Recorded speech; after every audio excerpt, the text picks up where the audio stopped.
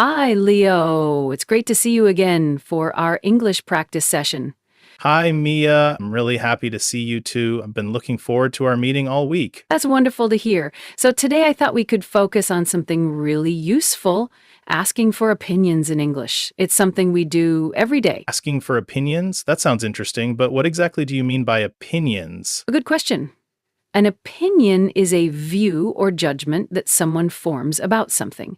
It's not necessarily based on fact or knowledge. For example, I might have an opinion about a movie I watched. I might think it was good or bad. I see. So opinions are what people think about things, right? Exactly. And in English, we often ask people what they think about all sorts of things, from serious topics like politics to everyday things like what restaurant to choose for dinner. That makes sense. I think I've heard people using phrases like, what do you think? Is that how you ask for an opinion? Yes, that's one of the most common ways. What do you think is a straightforward way to ask for someone's opinion. Let me give you an example. Leo, what do you think about this cafe? I think this cafe is really nice. It's comfortable and the coffee is delicious. That's a good answer. Now, there are many different ways to ask for opinions in English. Another common phrase is, how do you feel about?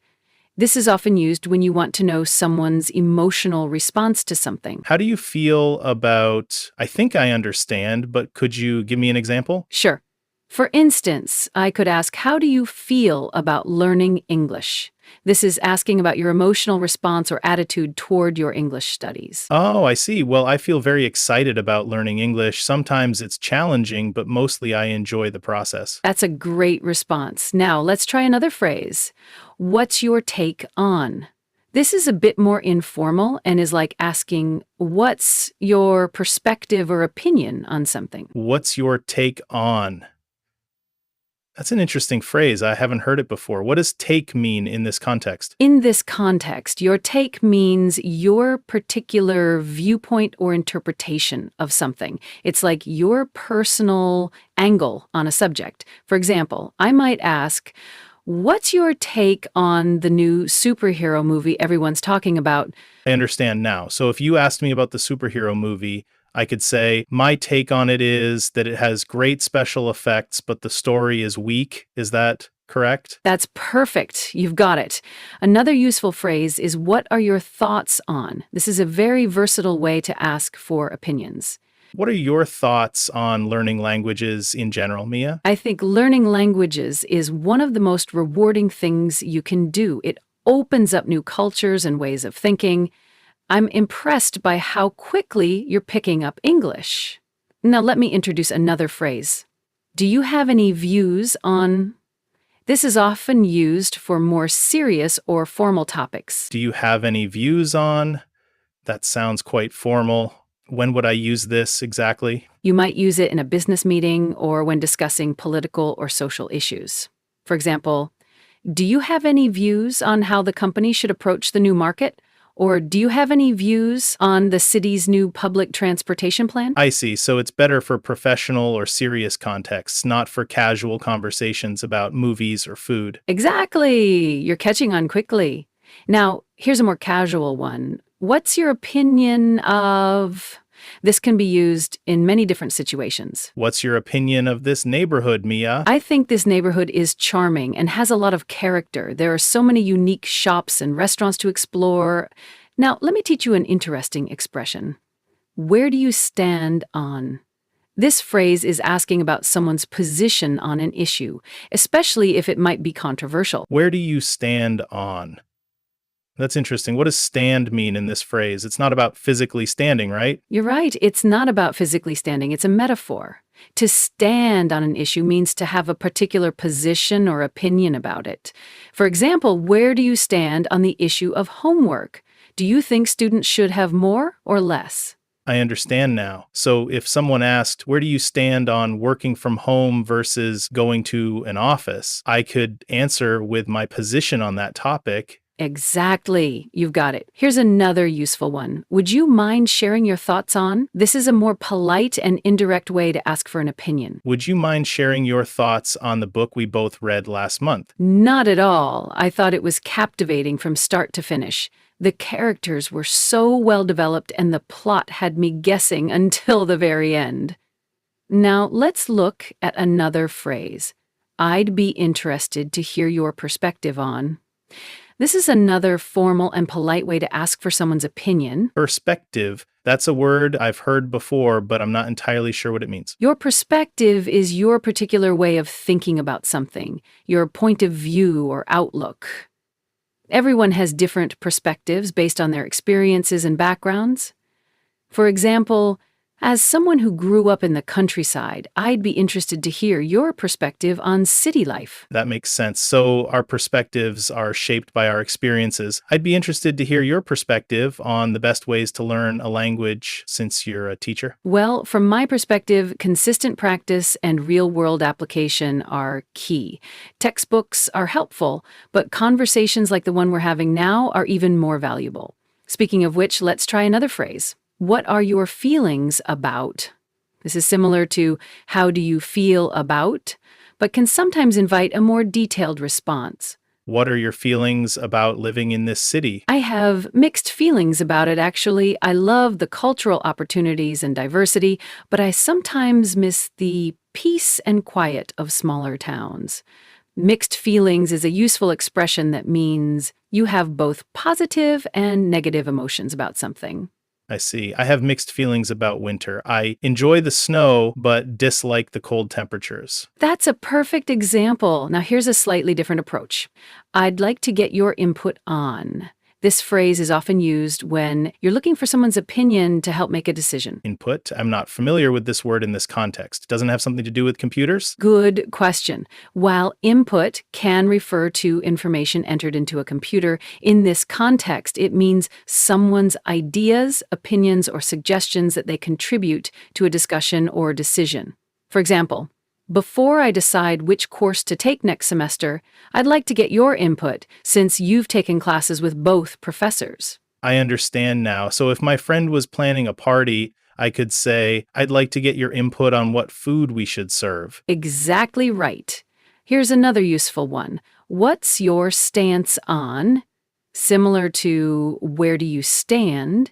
This asks about someone's position on an issue. What does stance mean in this context? A stance is your attitude or position on a particular issue, especially a controversial one. It comes from the idea of how you physically stand, but it's used metaphorically for opinions. For example, what's your stance on requiring students to wear uniforms at school? I see. So it's similar to where do you stand on, but just phrased differently? Yes, they're quite similar. Both are asking about someone's position on an issue. Now, let's try a more casual phrase. What do you reckon about? This is informal and used mostly in casual conversations, especially in British English. Reckon. That sounds like a word from old Western movies. You're right that it's used in Western movies, but it's still commonly used in everyday British English and in some parts of America, too. To reckon means to think or have an opinion. So saying, what do you reckon about the new coffee shop down the street, is just an informal way of asking what you think about it. What do you reckon about starting our next English session earlier in the day? I reckon that's a great idea. I'm usually more alert in the morning anyway. Now, here's an interesting phrase. I was wondering what your take is on "za." This is a gentle, indirect way to ask for an opinion. That sounds like a very polite way to ask. Why would someone phrase it like I was wondering instead of just asking directly? Good observation. In English, we often use indirect language to be more polite. Saying, I was wondering, softens the request and makes it sound less demanding. It's considered more respectful, especially when talking to people you don't know well or those in positions of authority. I think I understand. So instead of saying, tell me what you think about this, which sounds like a command, saying, I was wondering what your take is on this sounds gentler and more respectful. Exactly. You've caught on to an important aspect of English communication. Directness can sometimes come across as rude in English, so we often use these softening phrases. Here's another one. Do you have any thoughts on? This is a casual and open-ended way to ask for opinions. Do you have any thoughts on where we should go for lunch after our English session? I was thinking the new Italian place might be nice, but I'm open to suggestions. Now let's try a more formal phrase. Could you share your views on? This is polite and commonly used in professional settings. Could you share your views on the best approach to learning vocabulary? In my view, learning vocabulary in context rather than memorizing word lists is much more effective. Speaking of which, in my view is a useful phrase for giving your opinion. Similar phrases include in my opinion, from my perspective, or as I see it. So these are phrases I could use when answering someone who has asked for my opinion? Exactly. When someone asks, what do you think about climate change, you could start your answer with, in my view, climate change is one of the most pressing issues of our time. These phrases signal that you're about to express a personal opinion. Another good one is, I believe that practicing English every day is important for improvement. Like that? Perfect. Here's another useful phrase for asking opinions. I'd value your opinion on. This is often used when you genuinely respect someone's viewpoint and want their input on something important. What does value mean in this context? To value something means to consider it important, useful, or worthwhile. So when you say, I'd value your opinion, you're saying that you think their opinion is important and worth listening to. It's quite a complimentary way to ask for someone's thoughts. I see. So I might say to an experienced colleague, I'd value your opinion on how to approach this project. Exactly. It shows respect for their expertise or perspective. Now let's look at a more casual expression. What's your gut feeling about? This asks for someone's instinctive reaction rather than a carefully thought out opinion. Gut feeling? That sounds strange. What does it mean? A gut feeling is an instinctive or intuitive feeling rather than something based on facts or rational thinking. It comes from the idea that we sometimes feel emotions in our stomach area. For example, I don't have all the facts yet, but my gut feeling is that we should invest in this opportunity. So it's about intuition or first impressions. Like if someone asks, what's your gut feeling about this job offer? They want my immediate reaction before I analyze all the details. Exactly right. It's about that immediate instinctive response. Here's another informal phrase. What are your 2 cents on? This is an American expression asking for someone's opinion, even if they think it might not be very valuable. 2 cents. That's not much money. Why would someone ask for 2 cents? Good question. It comes from the expression to put in one's 2 cents, which means to offer your opinion. The phrase implies that your opinion might not be worth much, just 2 cents, but you're offering it anyway. It's a humble way of offering thoughts. For example, for what it's worth, my 2 cents is that we should wait before making a decision. I see. So if someone asks, what are your 2 cents on this restaurant? They're just casually asking for my opinion without putting pressure on me to be an expert? That's exactly right. It's a very casual, no-pressure way to ask for thoughts. Now, here's a slightly more formal one. May I ask what you think about? This is a very polite way to ask for an opinion. May I ask what you think about the current trends in language learning apps? I think they've made language learning more accessible, which is wonderful, but they can't replace the value of real conversation practice like we're having now. Here's another phrase. I'm curious to know your opinion on. This shows genuine interest in someone's thoughts. I'm curious to know your opinion on the best TV shows for learning English. In my opinion, shows with clear dialogue in everyday situations are best. Sitcoms like Friends or Modern Family are great options. Now, let's try a more specific one. Would you recommend? This is asking for an opinion specifically about whether something is good enough to suggest to others. Would you recommend taking online or in-person English classes? It really depends on your learning style and schedule. For some people, the flexibility of online classes works better, while others benefit from the immediate feedback and social aspects of in-person classes. It depends is a useful phrase when there's no simple answer to a question. I notice you used really before depends. Does that add emphasis? Yes, exactly. In English, we often use words like really, definitely, or absolutely to add emphasis to what we're saying. It makes the statement stronger. Another example would be, I really enjoyed that movie, instead of just, I enjoyed that movie. I understand. I really like learning these nuances of English. I'm glad to hear that. Now, here's another way to ask for opinions in specific situations. How would you rate? This is often used when you want someone to evaluate something, often on a scale. How would you rate the difficulty of English compared to other languages? I'd rate English as moderately difficult. The basic grammar is relatively simple, but the exceptions to rules and the huge vocabulary make it challenging. Moderately is a useful adverb that means to a medium degree. Not a little, not a lot, but somewhere in between. I see. So I could also say things are slightly difficult or extremely difficult depending on the degree. Exactly. Those are perfect examples of how to modify the degree. Here's another useful phrase for asking opinions. Do you think that this often asks for an opinion about a specific idea or possibility? Do you think that watching movies is better for learning English than reading books? I think they're both valuable in different ways. Movies help with listening comprehension and natural speech patterns, while books build vocabulary and grammar understanding. In different ways is a useful phrase when comparing things that have different strengths. That makes sense. So instead of saying one thing is simply better than another, I can acknowledge that each has its own advantages. Exactly. That's a very nuanced way of expressing opinions, which is often more accurate than black and white judgments. Here's another phrase. What do you make of?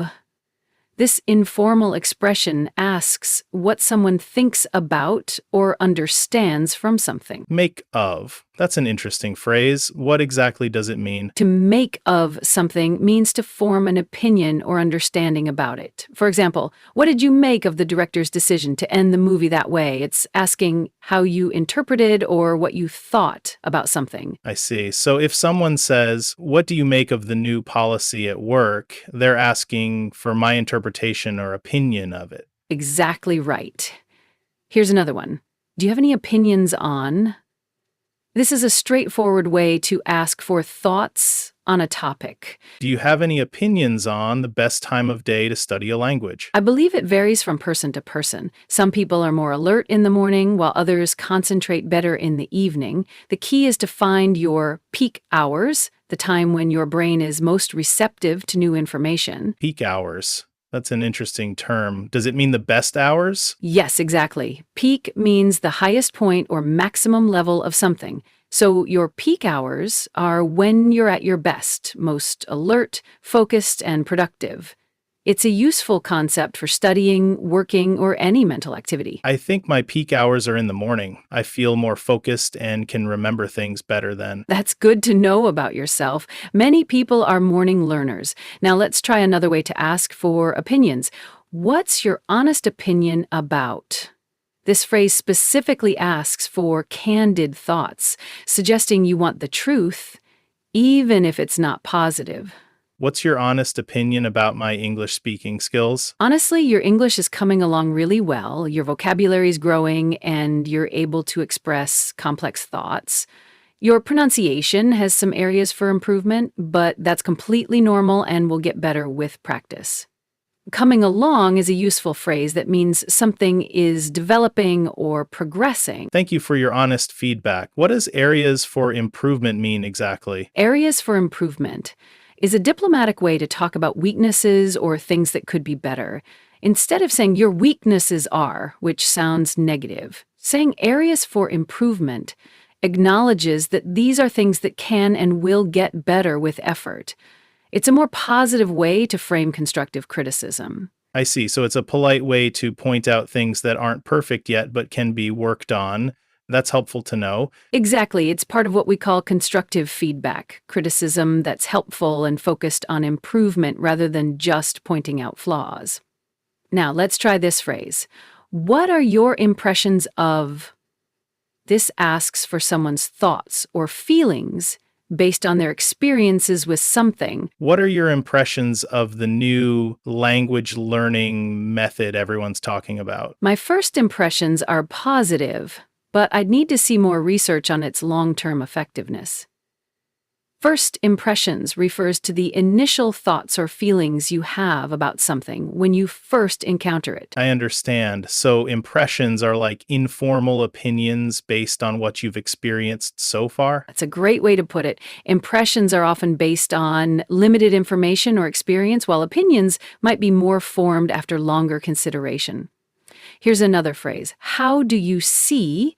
This asks for someone's perspective or opinion on a situation. How do you see the future of language learning? I see it becoming increasingly technology-driven, but with a renewed appreciation for human interaction. Virtual reality might create immersive experiences, but I believe nothing will replace real conversations like ours.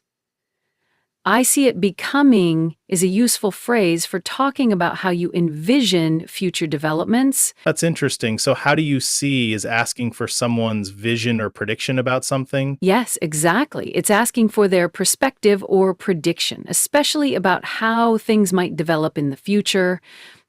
Here's another useful one. What's your assessment of? This is a more formal way to ask for an evaluation or judgment. What does assessment mean in this context? An assessment is an evaluation or judgment about the nature, quality, or ability of someone or something. It's often more thorough and considered than a simple opinion. For example, what's your assessment of the new employee's performance so far is asking for a thoughtful evaluation.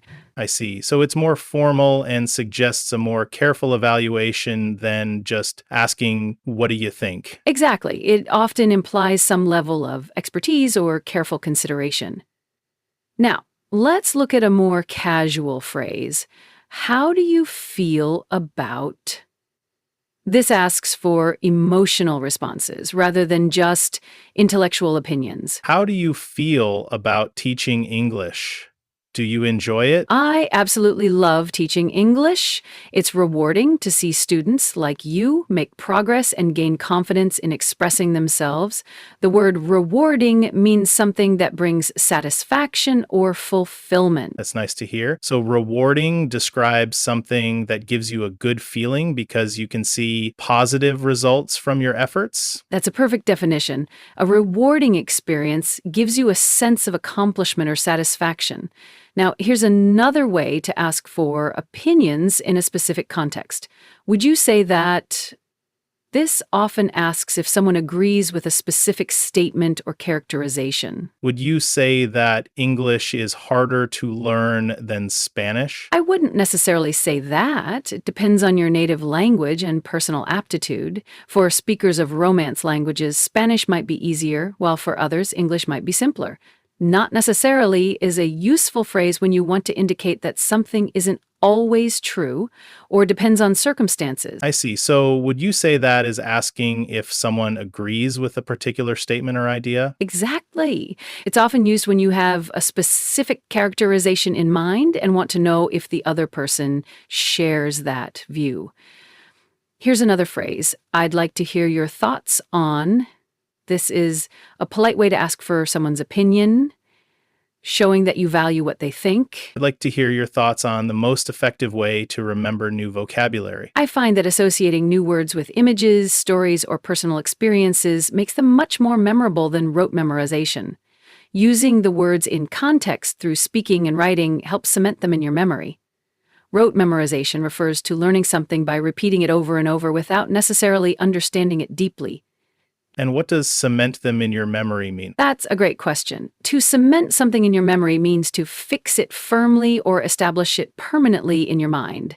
It's a metaphor that compares memories to cement, which starts liquid but then becomes very hard and difficult to remove. So when you cement words in your memory, they become firmly established and easy to recall. That's a helpful explanation. So using words in real conversations like this helps to cement them in my memory? Absolutely. It's one of the most effective ways to learn. Now, let's try another way to ask for opinions. What do you suppose? This phrase often asks for someone's guess or speculation about something. What does suppose mean in this context? To suppose means to assume or believe something without having proof. When someone asks, "What do you suppose will happen?" they're asking for your best guess or what you think might happen, even if you're not certain. It's asking for speculation or an educated guess. I see. So I might ask, what do you suppose is the best approach to learning English when I want someone's thoughts, even if they're not an expert? Exactly right. It's a way of asking for someone's best guess or opinion when they may not have complete information. Here's another phrase. Do you have a preference between, this asks us specifically, which of two or more options someone prefers? Do you have a preference between learning grammar rules first or just practicing conversation? I prefer a balanced approach, but if I had to choose, I'd lean toward conversation practice with grammar explanations as needed.